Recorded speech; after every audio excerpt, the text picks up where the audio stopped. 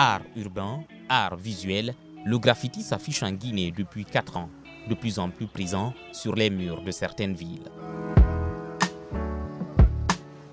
Cet après-midi, nous avons rendez-vous avec Mohamed Souma, alias Gado. Le jeune artiste et son équipe graffent des images sur ces murs de Kaloum, en plein cœur de Conakry. Peintre de formation, c'est après ses études universitaires que Gado va découvrir cet art engagé en 2019. Un art dont il est son propre maître. Personne ne m'a appris à faire graffiti. Personne.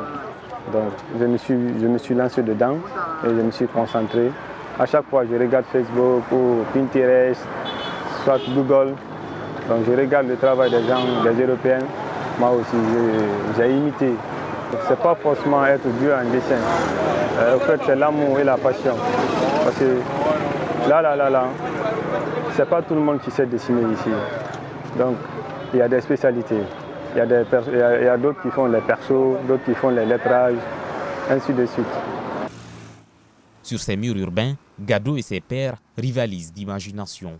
Ils graffent des messages divers pour sensibiliser, rappeler la lutte menée par la Guinée pour son accession à l'indépendance ou encore immortaliser les symboles culturels du pays.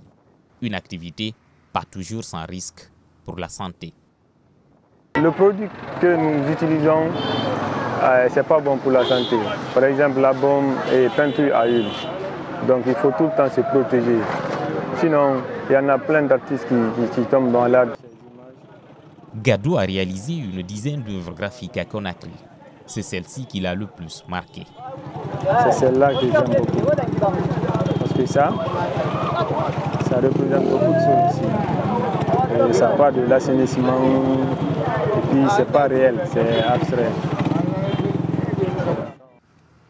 Faute d'un accompagnement suffisant, d'encadrement ou de soutien financier, le graffiti tarde à connaître un vrai boom à Conakry. Pourtant, les dessins semblent appréciés. Ils suscitent la curiosité et parfois même l'admiration. J'ai une fois vu ce qu'ils ont fait à Bessia là-bas quand j'ai passé au fait. J'ai vu l'image de Mourikanté, Fou Mourikanté. J'ai vu l'image de beaucoup de personnes de la musique guinéenne qui ont fait beaucoup pour la musique guinéenne. Je me suis sentie à l'aise parce que j'aime la culture, j'aime l'art. J'aime bien l'effort, le courage, l'engagement de ces différents jeunes. J'aime bien, oui. Ils méritent le soutien, ils méritent l'accompagnement, ils méritent tout. Si Gado excelle dans cet art devenu progressivement son domaine de prédilection, c'est grâce à son manager que voici. Mbaye Aïssatou Fall encadre une dizaine de jeunes graffeurs à Conakry.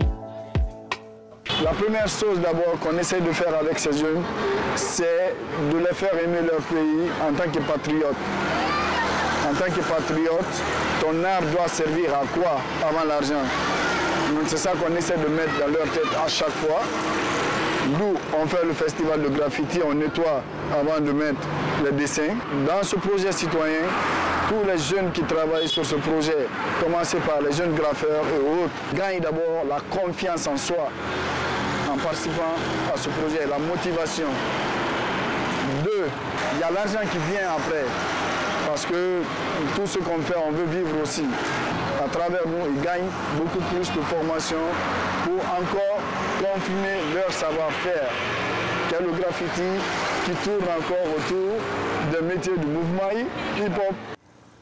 Lors de la 4e édition du festival de graffiti organisé en mars 2022 à Conakry, des images de Diani Alpha et de Fonike Mengue, de jeunes activistes qui se sont illustrés dans la lutte contre le 3e mandat d'Alpha Condé, ont été réalisées par les graffeurs en banlieue de Conakry.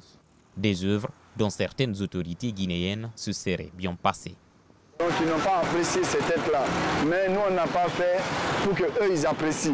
On a fait pour que les Guinéens apprécient ce qu'on a fait.